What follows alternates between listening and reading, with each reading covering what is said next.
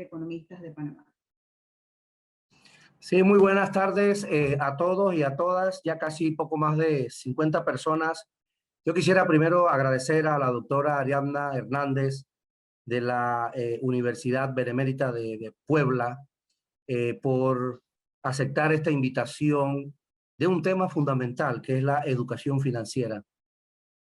Antes de la pandemia, en pandemia y lo que viene de la pandemia, sin duda cobra mayor relevancia el tema de la educación financiera porque la familia, los hogares, nos hemos enfrentado a situaciones muy complejas, pérdidas de empleo, pérdidas de ingresos, y hemos tenido que establecer una línea clara de las prioridades desde el punto de vista presupuestario, qué es importante, qué no es importante.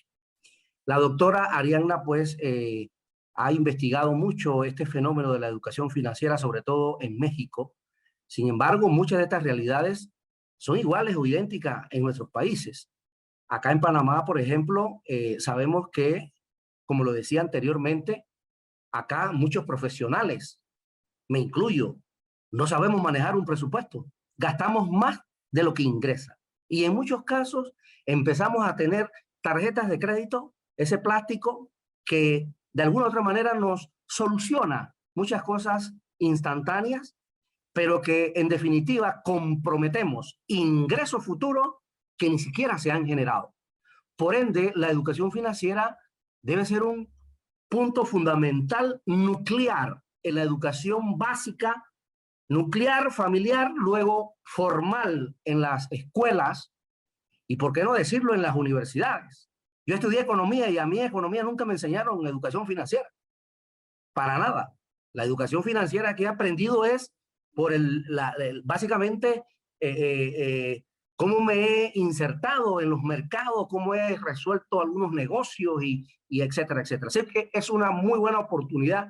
Yo agradezco a los más de 52 personas que ya han entrado por estar con nosotros acá y escuchar de primera mano investigación muy fresca y muy profunda, con un componente teórico, pero también con elementos de data o datos científicos que robustecen cualquier investigación en México, en Panamá o en cualquier país del mundo. Así que muy agradecido, doctora, por estar con nosotros. Bendiciones y los micrófonos, evidentemente, se lo van a pasar para que usted empiece su exposición desde Puebla, México. Muchas gracias. Muchísimas gracias. Como siguiente punto, vamos a hacer la presentación de nuestro expositor, la doctora Ariadna Hernández Rivera, especialista en economía, finanzas y educación financiera, profesora investigadora de la Facultad de Economía de la Benemérita Universidad Autónoma de Puebla, miembro del Sistema Nacional de Investigación del Consejo Nacional de Ciencia y Tecnología, CONACYT, en México. Entre sus distinciones están, en el 2012, seleccionada y becada por la Embajada de Estados Unidos en México, como la única mexicana para asistir al programa de visitantes líderes internacionales titulado Promoting Entrepreneurship and Small Business Development, otorgado por la Oficina de Asuntos Educativos y Culturales del Departamento de Estado del Gobierno de los Estados Unidos.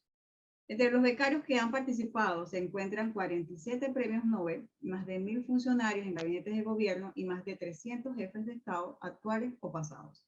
En cuanto a su formación académica, es doctor en Administración Pública por el Instituto de Administración Pública del Estado de Puebla. Cuenta con una maestría en Administración de Empresas, con área de concentración en finanzas, por la Universidad de las Américas Puebla, licenciada en Economía por la Universidad de las Américas Puebla y licenciada en Derecho. Tiene estudios de inglés y francés en Montreal, Canadá.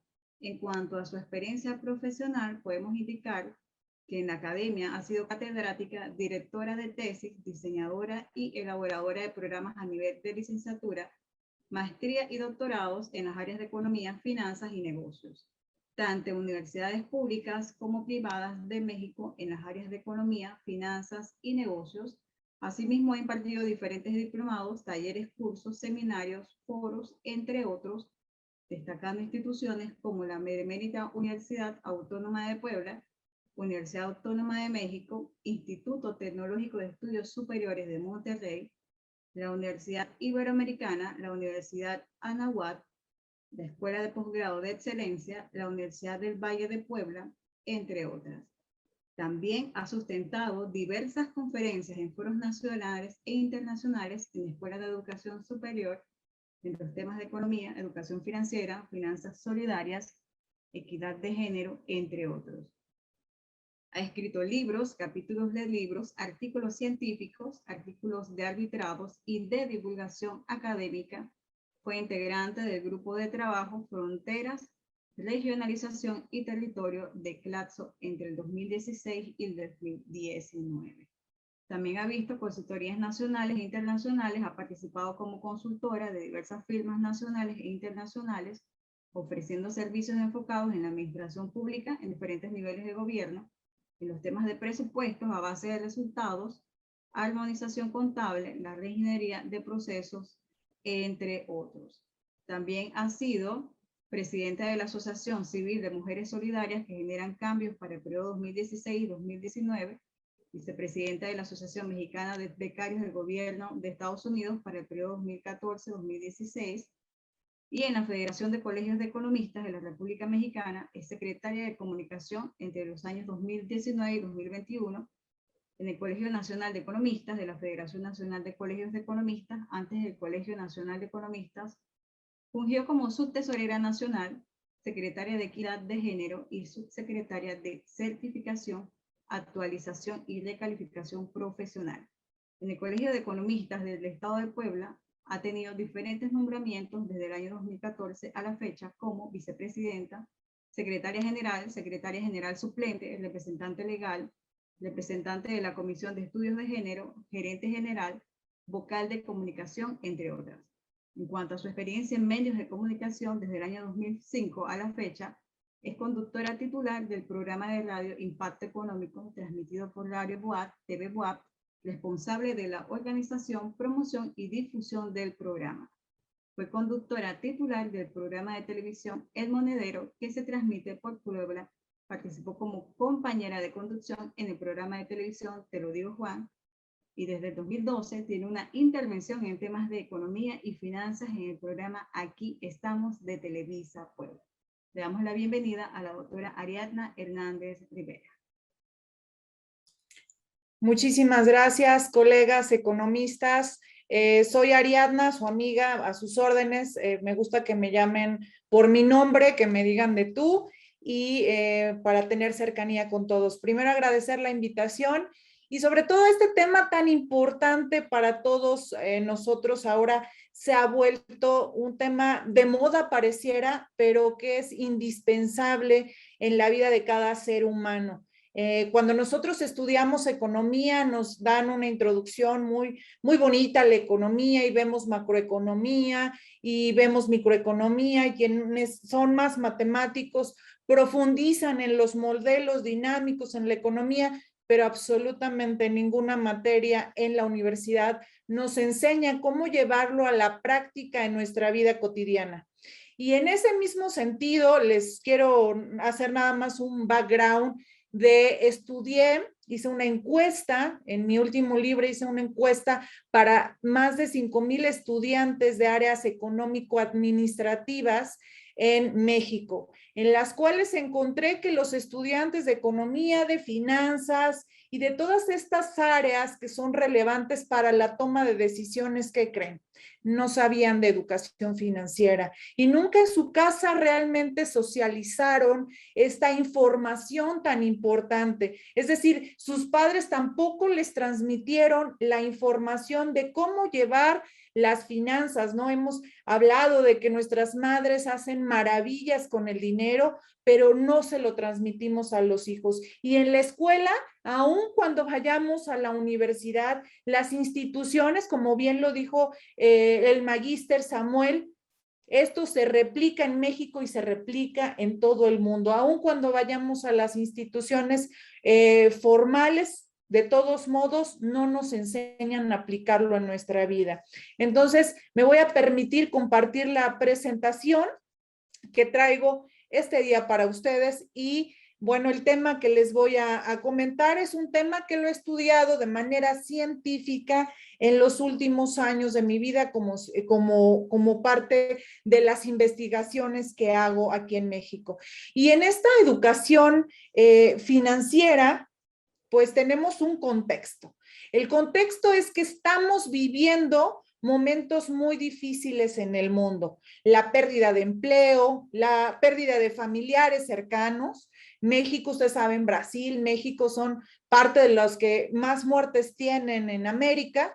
Se mueren familias completas, pero está acompañado de un problema también económico, ¿no? La falta de educación financiera hizo que muchas familias no compraran seguros en los cuales pudieron acompañar a sus familiares en este proceso lamentable de salud, ¿no? Eso no quiere decir que no va a pasar las cosas, no van a suceder, por supuesto, pero lo que hace la educación financiera, dado que es una herramienta, es que te va a ayudar con esas técnicas que tenemos, te va a ayudar para solventar en determinado caso ciertas situaciones. Y entonces tenemos muchos problemas relacionados con este contexto mundial en el que vivimos. Organismos internacionales reconocen este tema como muy importante. Está la OCDE, el BID, el Fondo Monetario y una serie de organismos que van a acompañar y que van a soportar. Ya lo decía algunos presidentes en Estados Unidos desde 1700 y tantos, como John Adams, que el problema era del dinero, era el entendimiento del mismo, claro, en sus palabras. Y poco a poco Estados Unidos desde el siglo pasado comenzó a estudiar este tema, es de los países más desarrollados en el tema de la educación financiera, pero no fue hasta este siglo que nosotros comenzamos a asimilarla, dado que la crisis tan solo de 2008 nos pegó a todas las economías. La OCDE ha hecho recomendaciones para que se establezcan estrategias nacionales de educación financiera. Panamá ya tiene la suya, México tiene la suya, y esta educación financiera entonces va a ser una habilidad esencial para el ser humano porque te va a generar oportunidades que antes no las tenías vislumbradas, pero también te va a disminuir los riesgos potenciales. No quiere decir que no existan, sino que ya considerándolos, entonces vas a tomar acciones al respecto. Entonces, una población que se informa, que revisa todo lo que está en este contexto, va a poder tomar decisiones con mayor exactitud, mayor precisión y justamente de cara a la crisis, ¿no? Decimos, es que no nos esperábamos esto, es que nadie está preparado para una crisis, ni siquiera los economistas. Y es que los economistas parece que vivimos en la élite, ¿no?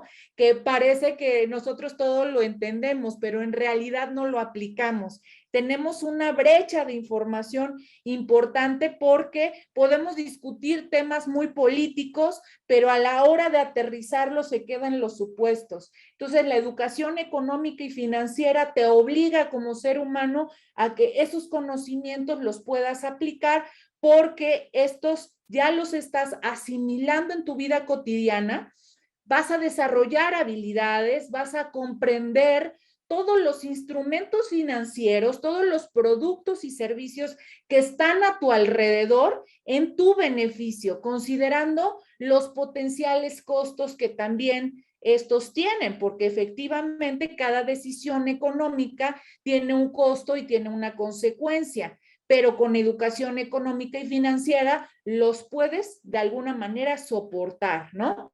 Entonces, por eso vamos a evaluar los riesgos de una manera distinta, tomando decisiones que se acerquen más a nuestro beneficio, no solo el beneficio para nosotros, sino también de las personas que están a nuestro alrededor, como nuestras familias, y con eso también a nivel agregado, ¿no? Por consecuencia, la familia, todos los agentes de la economía y a nivel agregado, la economía se dinamiza. Entonces, las personas con mayor educación financiera tienden, por consecuencia, a incrementar sus ingresos. Ojo, con eso no quiero decir como estas grandes charlas que tienen las personas.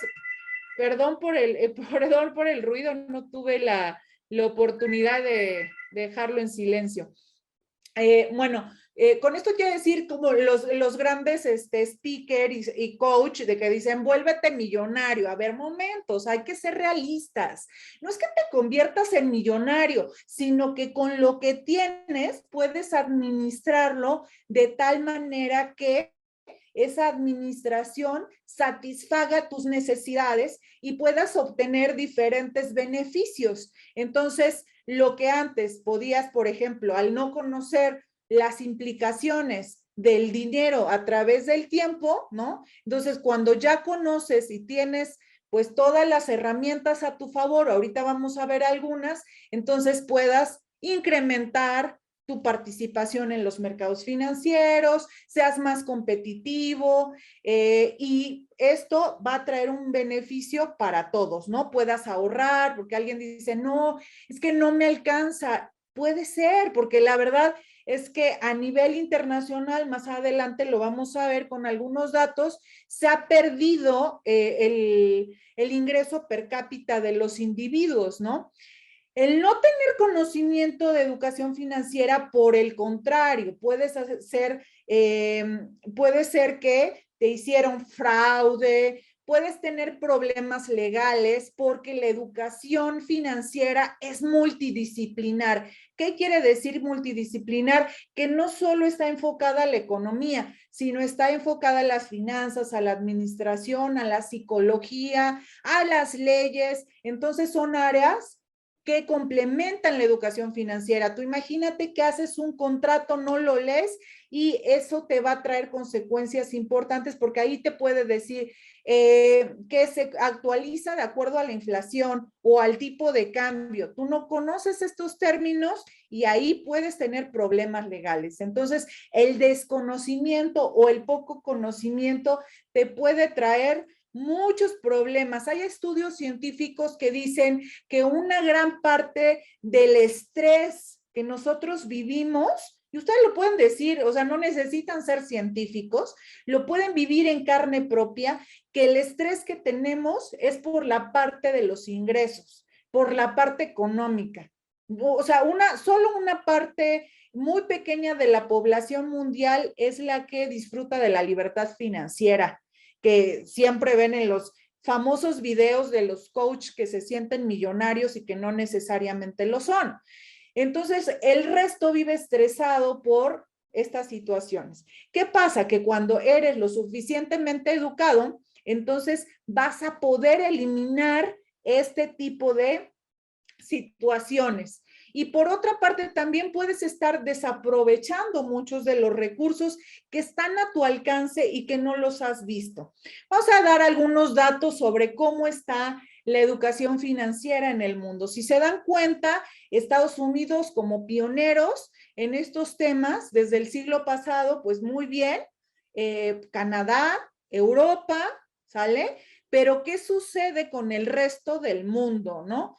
Acá están ustedes, Panamá, ni siquiera hay información al respecto. O sea, y pues ahí hay una preocupación latente, ¿no? Que son las acciones que se deben de determinar para un mejor bienestar de toda la población. Vamos a ver otros datos importantes, interesantes sobre la evolución de la inclusión financiera, justamente con datos del Banco Mundial, de algunas economías de América Latina. Entre ellas vamos a irnos con el caso de Panamá. Ha ido evolucionando, tiene bastante evolución. Sin embargo, por acá datos más recientes nos indican que, vamos a verlo más adelante cómo estamos, la inclusión financiera, que es el uso de productos y servicios financieros, en el caso de Panamá, es muy reducido. Las personas no están usando estos productos y servicios financieros por muchas razones, por N razones, como decimos los economistas. Pero ¿cuáles pueden ser las consecuencias ahora ya con la pandemia y la pospandemia, estas consecuencias de no estar incluidos financieramente son muy graves. ¿Por qué? Porque justamente ahora con la pandemia se han acelerado el uso de las tecnologías de la comunicación y, por ejemplo, todas las ventas se hacen ya por internet. Fíjense, el 30%, también ahí traigo el dato, el 30% del PIB de mundial se ha hecho por justamente estas transacciones con el e-commerce, las ventas online, etcétera. ¿Cómo lo logramos? Pues obviamente teniendo una cuenta bancaria, un instrumento financiero. Solo así tú puedes comprar o vender. Entonces, quien no esté incluido financieramente en esta pandemia no va a poder saltar en la pospandemia, porque las brechas se van a hacer más profundas. Ya teníamos brecha de educación, sobre todo en América Latina, donde había todo un rezago importante de educación, de tecnología, pero ahora se va a agrandar más esta brecha, siendo no solo la educación tecnología, sino también ahora el tema de la inclusión financiera, el no uso de instrumentos y servicios financieros, por lo cual una consecuencia va a ser la pobreza. Entonces, vamos a estar prácticamente divididos en extremos de los que sí tienen tecnología, sí están incluidos financieramente, educados, y los que no. Entonces, ahí vamos a tener un problema porque ahora en el futuro todas las ventas prácticamente tienden a ser en línea. Y acá otro punto que ustedes pueden ver es Panamá, cómo está en el 2020, al cierre del 2020, con el comercio electrónico de acuerdo a las principales economías de América Latina. O sea, sí es un país pequeñito, pero acá el porcentaje también es muy, muy pequeño, ¿no? Brasil y México van a la cabeza de la tecnología financiera, que la vamos a ver más adelante. Nuevamente, repito, el COVID ha acelerado todos los procesos. Lo que íbamos a aprender en 10, 20 años, lo tuvimos que aprender en meses. Hemos tenido que aprender de absolutamente todas las plataformas, de todas las formas habidas y por haber, hacer el famoso home office y hacer cosas extraordinarias. Nuestro incremento en las actividades laborales ha sido impresionante. Entonces, esas han sido parte de las afectaciones y el entorno económico post pandemia, ¿cómo está? Les quiero compartir que de acuerdo al Banco Mundial, según esto, se va a reducir un 5.2% las previsiones de crecimiento. De acuerdo también a estos datos del Banco Mundial, ha sido la peor recesión desde la Segunda Guerra Mundial, y después de 1870 también ha sido el peor impacto, dado que son muchas economías las que están participando en esta tan grave crisis que nos afecta a todos. Y bueno, otra que es la disminución prevista de los ingresos per cápita de un 3.6%, que van a orillar a más personas hacia la pobreza. Eso es muy preocupante. Ustedes imagínense que de por sí ya el entorno nos está orillando al desempleo, a la enfermedad, y si no tenemos educación financiera, entonces seguramente estamos en la orilla del precipicio, ¿no? Entonces, las repercusiones van a ser en una parte similares y en otras tendrá cada una de las economías sus propias particularidades de acuerdo a las políticas económicas que ejerza cada país. En el caso de México, estamos en el lugar número 150 de 181 economías, de las peores, digamos, yo así lo veo, ¿no? Estamos en los últimos lugares de las acciones gubernamentales que han sido mal encaminadas. Habrá otros países que han hecho cosas extraordinarias, sobre todo lo podemos ver con los países escandinavos, ¿no? Y entonces cada una de las acciones también que se hagan en los propios países profundizará más la crisis, o al contrario, hará que cada una de estas sean pues obviamente más óptimas. Hay algunas soluciones que quiero proponer acá en esta parte de la pospandemia. ¿Qué pasa con la pospandemia? Estamos hablando, justamente ayer tuve la oportunidad de estar en otro foro muy bonito, donde varios colegas comentábamos de cuánto va a pasar para que exista una recuperación de la economía a nivel mundial. La verdad es que los datos te pueden decir que en el 2024, 2025, 2026, o puedes tener pronósticos. Lo cierto es que cada vez que tenemos un pronóstico, todo esto se está moviendo por las nuevas variantes de la cepa. Lo que sí va a permanecer es lo que ya tenemos ahora, que es la tecnología financiera. Bajo esas características hay que realizar ecosistemas en nuestros países y en nuestros entornos propios. Esto sí va a permanecer en la pospandemia, durante la pandemia, pospandemia, y esto es el futuro. Y aunque parezca chiste, cuando nosotros éramos niños y veíamos los supersónicos, ellos parecían una caricatura futurista, más bien era una caricatura futurista, donde ya hacían las videoconferencias, tomaban clases por la videoconferencia, es más, hasta hacían la telemedicina. Bueno, pues un poco lo que les estoy comentando de los supersónicos, lo mismo va a prevalecer en las transacciones digitales que nosotros estemos realizando. Y en esto también debemos de tener mucho cuidado con la educación financiera. Esta sesión y este análisis no quise enseñarles a hacer un presupuesto, no quise enseñarles a hacer muchas técnicas que a otros que no son economistas se los enseño, sino más bien lo que quiero enfocar a ustedes es la tendencia de dónde se va a ir los mercados para que estemos ahí en ese aprendizaje, en ese conocimiento continuo, que ahí es donde nos interesa poner mucha atención.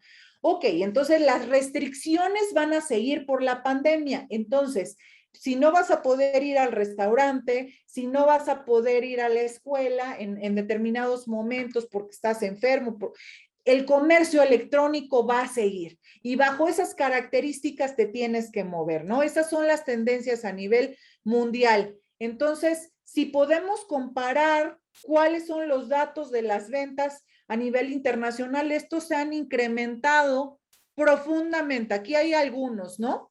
Entonces, algunos muy importantes y así van a seguir.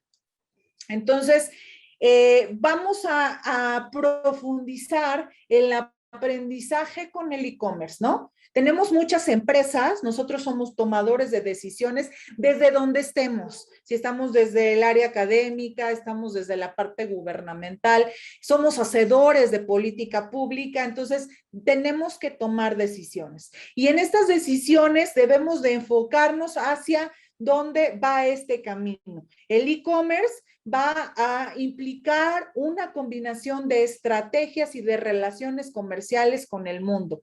Aquí el mundo se va a mover de diferente manera, como nos enseñaban los modelos económicos que nos decían ceteris paribus, y entonces nosotros muy crédulos en los primeros inicios de nuestra aprendizaje de economistas, ¿no? Decíamos, sí, ceteris paribus, todo lo demás permanece constante, pero eso no es cierto. La verdad es que es mutantis mutantis, se mueve una variable y todo absolutamente se mueve. Ahora tenemos al hombre más rico del mundo que está participando con el comercio digital, definitivamente, ¿no? Entonces, esto llegó para quedarse. Entonces, cuando estamos comprando virtualmente, vendiendo virtualmente, quiero irme y profundizar, no en esto, déjenme ir, acá hacen una encuesta, la Asociación Mexicana de Ventas Online le pregunta a las personas en estas olas, les pregunta que cuáles son como las principales razones para que tú compres de manera virtual. Y al principio, bueno, había algunas preguntas interesantes. Lo cierto es que una de las cuestiones que han aumentado es que la situación digital te ahorra tiempo. Eso es una realidad. Nosotros ahora ya no vamos al banco, ahora hacemos esa transferencia, cobro, pago por nuestro móvil y eso ya nos ahorró. Bueno, aquí en México recuerdo cuando empecé a trabajar hace 16 años, quizá 18, me tardaba todo el día yendo al banco, ¿no? Ahora te tardas segundos, minutos, dependiendo cuál sea tu transacción, ¿no? Por ejemplo, ahora mismo, si el magíster me hubiera invitado a dar una charla a Panamá, yo como científica tengo la autorización y entonces me voy a Panamá.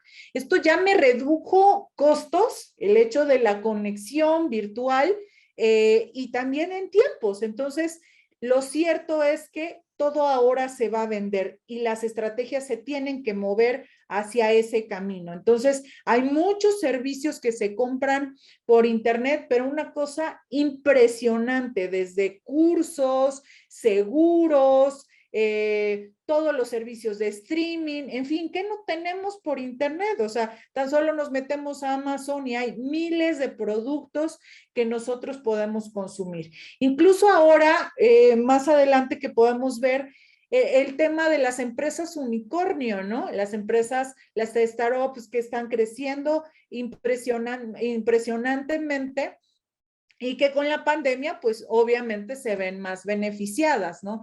Estas empresas unicornio que se les llama así por el crecimiento tan abismal que tienen y tienen ciertas características y bueno, ahí tenemos el caso de Uber, que es un ejemplo de ella, más otras, son miles de estas.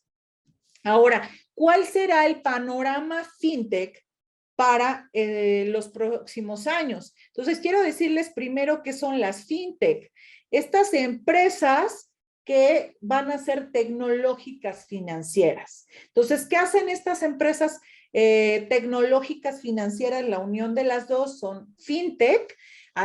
Entonces, lo que van a hacer que hacías tradicionalmente como ir al banco, ahora lo es digital. Entonces, todo lo que realmente hacías en tu vida cotidiana, ellos te lo personalizan de manera digital y entonces ahí entran el tema de las facturas. Si quieres aperturar una cuenta, lo haces muy, muy rápidamente. Esto va a tener un crecimiento exponencial. Ya lo había dicho el magíster, ¿no? La cuarta revolución industrial por la era del internet ya se veía venir, pero con la pandemia esto es sumamente importante para las economías. Ahora, quiero dejar en claro algo muy, muy importante, es que el uso de la nueva tecnología financiera va a ser bastante beneficioso para todos siempre y cuando nosotros tengamos educación financiera. Entonces, si nos preparamos con la educación financiera, esto va a ser benéfico. De lo contrario, si no estamos en el camino bien preparados, esto nos va a venir a perjudicar y como ya lo dije, va a generar más brecha. Ustedes imagínense, estoy pensando a una persona de 60 años, hay un estudio que hice, pueden encontrarlo como las tendencias de las fintech en México y ponen mi nombre, hay un estudio que hice por grupo etario y entonces veo en un grupo de la población que son entre 25 y 34 años, que es la gente que ya entró a trabajar y que está asimilando la tecnología y estas personas están, por supuesto, manejándolo todo muy bien, pero ahí es donde sube y después empieza a decaer. Las personas van aumentando de edad y cada vez no tienen dos cosas, los conocimientos, por una parte, la tecnología, pero también un tercero, el interés pudiera ser, ¿no? Entonces eso va a generar rezagos también por grupos de edades. Las empresas van a querer salir adelante si son artesanales, pero si no tienen ese toque tecnológico, van a rezagarse. Hay algunas estadísticas que esas no las puse acá, pero que más o menos dicen que en unos 10 años nosotros no conocemos el 95% de los empleos que van a dominar al mundo. Sí lo creo. Y en unos 20 años no va a haber el 40% de los empleos que nosotros conocemos, esos empleos tradicionales. Entonces, tú imagínate que no tienes educación, no tienes inclusión y aparte no sabes de tecnología, ya fuiste de esos que quedaron obsoletos. Si por el contrario, entonces tú decides tener educación financiera, inclusión y tecnología, vas a ser una persona competitiva en estas áreas, ¿no? Entonces, la evolución de las fintech las podemos ver mucho en Europa, Estados Unidos, Canadá, en los países sobre todo desarrollados, o emergentes, o los tigres asiáticos como China, pero son grandes oportunidades para la industria. Entonces, podemos ver aquí el puntaje de la ciudad con más desarrollo. Entonces, podemos ver acá en estos, está México. Afortunadamente, les voy a decir por qué está México a la cabeza. Panamá, desafortunadamente, tiene todo para salir bien librado de esto, pero ahorita les voy a decir qué podrían hacer. Bueno, ¿qué hizo México? Un poquito, me voy a adelantar acá. ¿Qué hizo México? Lo que hizo fue un marco regulatorio llamado la ley FinTech. Acá me voy a adelantar y luego me voy a regresar. Entonces, lo que hizo fue una ley FinTech donde empezó a regular todas estas instituciones. Ojo, también hay instituciones que están fuera de esta regulación, digamos, hay focos de oportunidad, pero esta ley es de las más avanzadas en el mundo, sobre todo en América Latina, esta es muy buena. Entonces, esto también ha dado certeza a los que usamos las fintech. O sea, tú imagínate que no tienes una ley, pues genera desconfianza, ¿no? El usar una aplicación que no está regulada. Por ejemplo, nosotros acá tenemos una regulación a través de la Comisión Nacional Bancaria y de Valores, pero si no estuviese regulada, pues sí te daría preocupación. Entonces, eso ayuda mucho al escenario. Me regreso entonces acá. ¿Qué le faltaría a Panamá? Panamá tiene absolutamente todo para lograr un escenario post pandemia, que eso es para lo que estoy hoy invitada a ver ese escenario post pandemia a través de la educación financiera. Tiene todo, o sea, la verdad es que yo le digo, es la frontera del mundo, o sea, por ahí tiene que pasar todo el comercio del mundo, o sea, es un país sumamente importante a través del canal de Panamá. Entonces tienen, por supuesto, grandes empresas, consorcios, bancos, todo un escenario importante en el cual si miramos ahí las estadísticas, pues son también alarmantes porque están en los extremos. Miren, acá una estadística es que más de la población no posee una cuenta bancaria. Ahora, cuando el magíster Samuel Moreno haga esta encuesta de la inclusión financiera, seguramente con datos actualizados, dará ese panorama, pero yo lo que tengo es en el 2021 y más de la mitad de la población no tiene una cuenta bancaria. Entonces, ¿cómo van a pertenecer a la nueva era?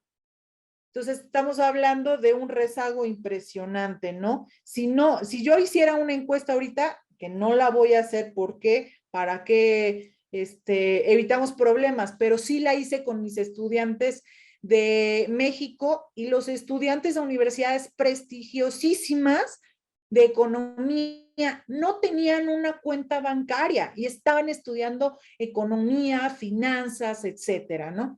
Entonces, esto pues sí hay que ponerlo en la mira. Luego, otro punto importante que hay que considerar es el panorama de las fintech a través del marco regulatorio. Panamá no tiene, si ustedes me pueden corregir, pero hasta donde encontré, no hay un banco, no hay un marco regulatorio que soporte estas nuevas tendencias internacionales, ya que hasta donde revisé, la Superintendencia de Bancos de Panamá no tiene la potestad para regular ni supervisar el sistema de pago local, como se hace en otras jurisdicciones. Eso, pues, obviamente merma el crecimiento, ¿no? Les digo y repito, o sea, ahorita me comentarán si sí o no, quizá no traigo la información actualizada, pero me parece importante mencionarlo. Por otra parte, en el caso de éxito de México, pues hay un liderazgo sin duda en América Latina, en las fintech. Tenemos un crecimiento bastante importante. En el 2020 se identificaron 441 fintech en México, que pues va a la alza con 14%, pero vamos a ver aún más usuarios y más fintech de las que podíamos esperar. ¿Por qué también quisiera comentarles esto? ¿Qué sucede? Puede ser un lugar, una localidad, comunidad o una región donde no existan bancos, pero sí puede existir algo que le conocemos como móvil, celular, un dispositivo móvil en el cual nosotros vamos a tener acceso a Internet. Entonces, no está el banco, no está la institución financiera, pero sí está nuestro móvil. Y con eso, con ese móvil, nosotros vamos a poder mover mucha de la tecnología financiera. Entonces, la tecnología financiera también nos va a servir para incluir financieramente a las personas. La tecnología financiera, por otra parte, tiene una serie de aplicaciones para la educación financiera. Por eso no quise enseñarles a hacer un presupuesto y cosas que pudieran ser sencillas para nosotros, porque ya existe la tecnología donde tienes decenas, cientos de aplicaciones. En la última vez que revisé, creo que existían en el mundo más de 5,000 aplicaciones de finanzas personales. Entonces, pues tienes un sinfín también de opciones para elegir que esto lleve tu presupuesto. Entonces, más bien, ayúdate de la tecnología para hacer más fácil todo este procedimiento. Entonces, algo que pudimos notar o podemos notar en las investigaciones es que el cierre de estas empresas o la muerte, como le llamamos, la mortandad de las empresas se disminuye, porque las empresas, a pesar de la pandemia, con la pandemia y después de la pandemia, pueden apoyarse de la misma tecnología para estar haciendo sus ventas y sus transacciones. Entonces, no necesitas quizá un contador y puedes tenerlo a través de una tecnología, ¿no? Esto es muy interesante. Como ven acá, esta es la tendencia, esta es la evolución. Perdón, aquí ya me estaba saliendo. Esta es la evolución, o sea, la innovación y la transformación que va a estarnos siguiendo todo el tiempo. Ya les comenté sobre la ley FinTech. Y luego otro caso también de éxito que podríamos revisar es el caso de Chile. Ha estado incrementándose mucho el número de emprendimientos durante la pandemia. Eso es muy bueno, o sea, casi un 60% de los emprendimientos han estado con esta innovación tecnológica. Entonces, sí tenemos, pues, no solo el entusiasmo, sino también esta educación financiera nos va a permitir estar preparados para las cosas que vengan en el futuro. Entonces, miren, acá está Chile con este crecimiento de las empresas famosas, las startups. Entonces, de cara al futuro que tenemos, si podamos hacer un ecosistema, entonces tenemos por acá el blockchain, ¿no? Todo el caso de las criptomonedas, que por ejemplo en el caso de El Salvador ya la establece como una opción, los pagos en línea, todas las transacciones, todo lo que podamos tener acá con el dinero digital, la banca digital, las inversiones. Fíjense que hay datos interesantes, por lo menos en el caso de México, que con la pandemia las inversiones, el mercado de las inversiones se más o menos creció un 200%. Lo que quiere decir es que cada vez más mexicanos estamos ya preparándonos para la educación financiera en inversiones. Eso ya también es otro nivel, ¿no? Porque estamos hablando que si no sabemos hacer un presupuesto, el saber invertir es otro nivel. Y el crowdfunding, algo que quisiera comentarles es que un tema en el que se enfrentan las empresas es el tema del financiamiento. Las empresas no están, pues a veces totalmente consolidadas y entonces cuando van al banco a solicitar un préstamo para financiarse y para participar en esta dinámica económica, les dicen, ¿sabes qué? No, no cumples.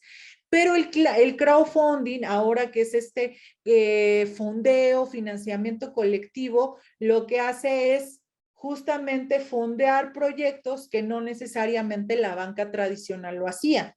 Es como cuando éramos niños o en los trabajos, bueno, aquí en México por lo menos se aplica es el cumpleaños de fulanito de tal, le compramos el pastel y lo pagamos entre todos, o lo llevamos a comer a algún lugar y lo pagamos entre todos. Bueno, esto es parte de ello. Entonces, es una manera de invertir para nosotros y para los de las empresas recibir un dinero. También, por ejemplo, ahora puedes hacer, al menos en México y en otras partes del mundo, lo que haces es que inviertes en bonos gubernamentales de una manera muy, muy sencilla. Entonces, estamos hablando que con unos $5 tú ya estás invirtiendo en la Bolsa Mexicana de Valores, estás invirtiendo en bonos gubernamentales y en otros instrumentos financieros. Pero ¿cómo lo logras? Repito, a través de la educación financiera. Esta educación financiera que es la que te va a permitir tener los conocimientos y desarrollar las habilidades para hacerle frente al futuro. Por eso te va a permitir hacer y mirar de cara al futuro toda esta gama de posibilidades, toda esta arista que tienes para poder tomar elecciones de manera mucho más consciente, de acuerdo también a tus propios recursos, ¿no? Utilizando tus propios recursos. Me parece también importante mencionar que en esta era nosotros tenemos la obligación de ponernos a revisar todo lo que se refiere a nuestros ingresos, gastos, inversiones y prepararnos para esta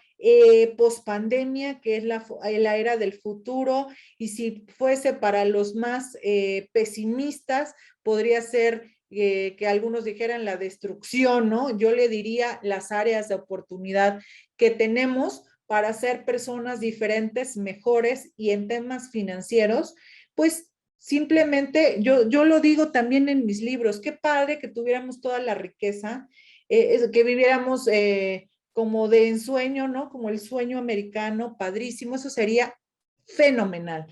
Pero si somos conscientes y nos aterrizamos que con lo que tenemos lo podemos administrar de manera correcta y eficiente, eso nos va a permitir alcanzar nuestras metas. Seguro que tenemos muchas metas financieras, las podemos alcanzar siempre y cuando organicemos todos nuestros recursos, porque al final la economía es esa ciencia, ¿no? Que estudia cómo utilizar nuestros recursos escasos para maximizar nuestras necesidades ilimitadas.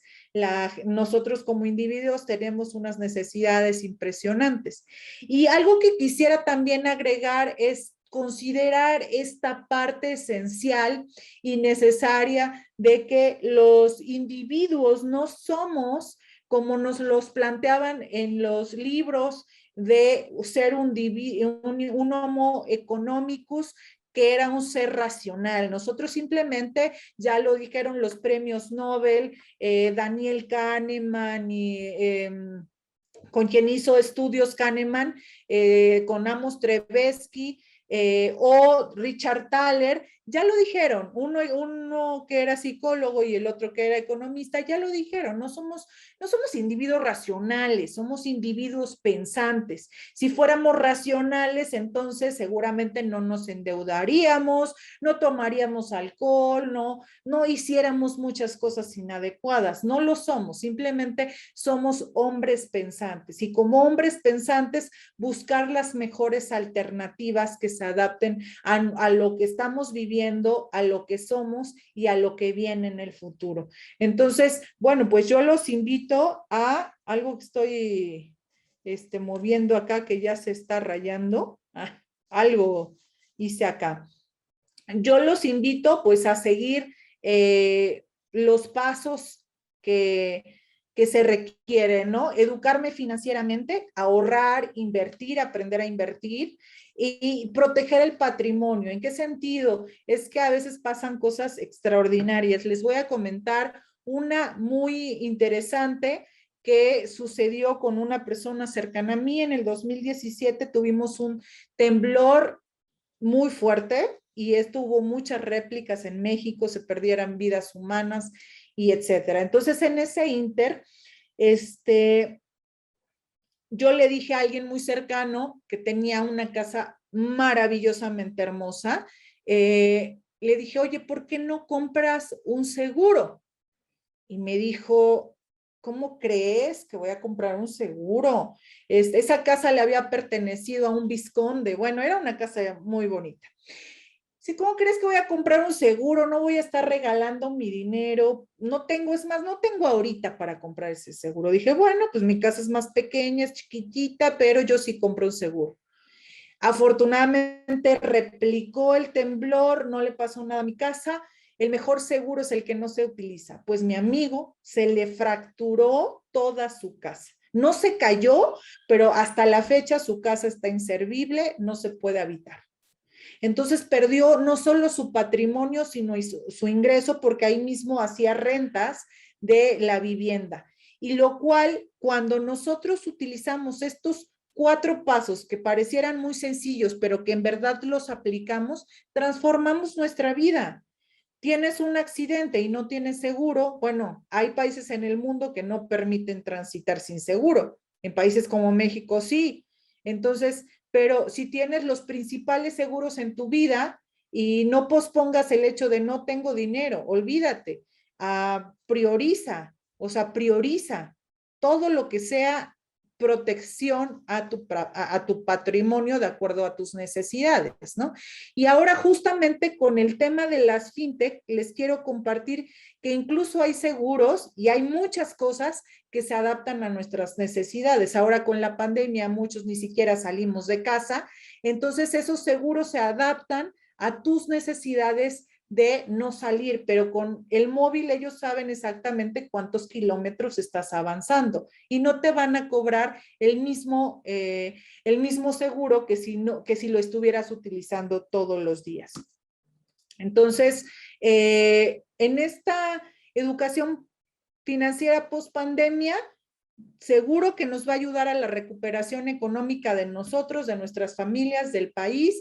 Y pues van a seguir, porque nosotros lo sabemos con los ciclos económicos, ¿no? Lo vimos, lo vamos a volver a vivir y nuestras familias en el futuro lo van a volver a vivir. Los hábitos son muy importantes para nuestras transformaciones. Usar todos los elementos que estén a nuestro alcance van a ser necesarios para que nosotros podamos salir de esta y otras crisis más.